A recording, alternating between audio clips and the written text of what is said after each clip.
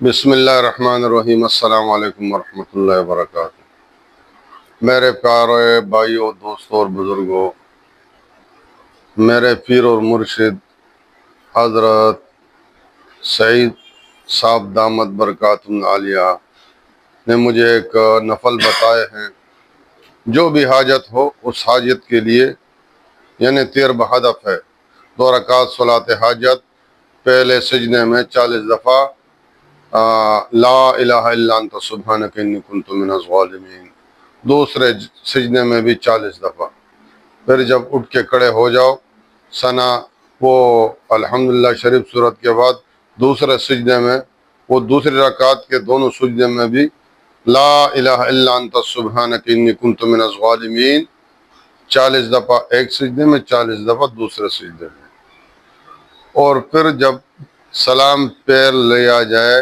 تو اس کے بعد تسبیح لے کے 360 دفعہ آیت کریمہ لا الہ الا انت سبحانک انی کنت من الظالمین۔ یہ بہت مجرب عمل ہے اور صلاۃ حاجت تیر بہدف ہے۔ یہ میں چاہتا ہوں کہ میرے مسلمان بھائی سارے اس سے مستفید ہو جائے، جتنے بھی خشوع و خضوع سے ہوگا اسی وقت انشاءاللہ تعالی اللہ تعالیٰ آپ کی فریاد سن لے گا اور آپ کے لیے راستے کھول دے گا انشاءاللہ تعالی۔ ناظرین حضرات، جتنے آپ اخلاص سے پڑھیں گے، نفل ادا کریں گے، اتنے ہی جلدی آپ کا اللہ تعالیٰ کام کر دے گا انشاءاللہ تعالی۔ آپ کی جو بھی ضرورت ہوگی، حاجت ہوگی، اللہ تعالیٰ پوری فرما دے گا انشاءاللہ تعالی۔ یعنی چاہے پیسوں کی ہو، چاہے کوئی پریشانی ہو، چاہے کوئی شرعی حاجت ہو، تو یہ نہیں کہ آپ نے ایک دفعہ پڑھ لیا، ڈیلی پڑھتے رہو 2 رکعت صلاۃ حاجت۔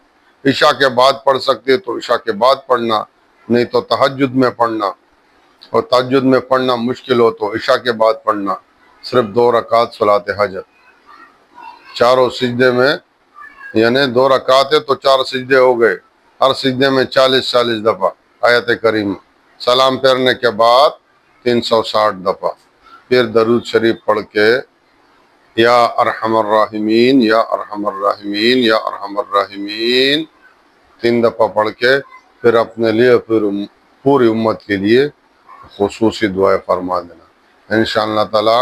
اللہ تعالیٰ آپ لوگوں کی ساری دعا کو قبول فرمائیں گے اور آپ لوگوں کی حاجتوں اور ضرورتوں کو پورے فرمائیں گے انشاءاللہ، عافیت اور خوشحالیوں کے ساتھ۔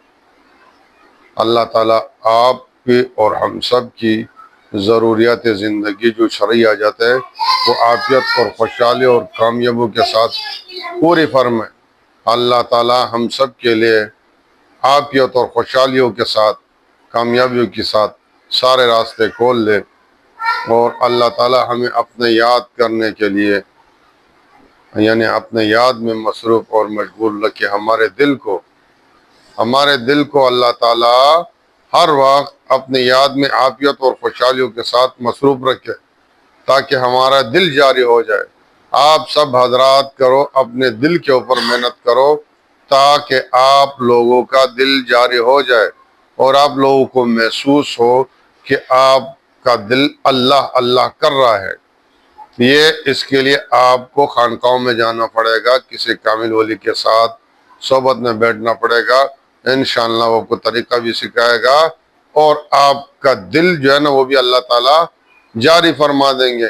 جب ان کی دل کی شعاع آپ کی دل کے اوپر پڑے گی تو آپ لوگوں کے دل خود بخود منور ہو جائیں گے۔ تو دل کا منور ہونا بہت ضروری ہے۔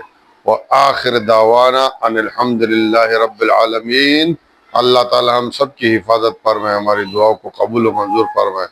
صلی اللہ تعالیٰ علی خیر خلق محمد وآلہ وصحبہ اجمعین، آمین آمین برحمتک یا ارحم الراحمین۔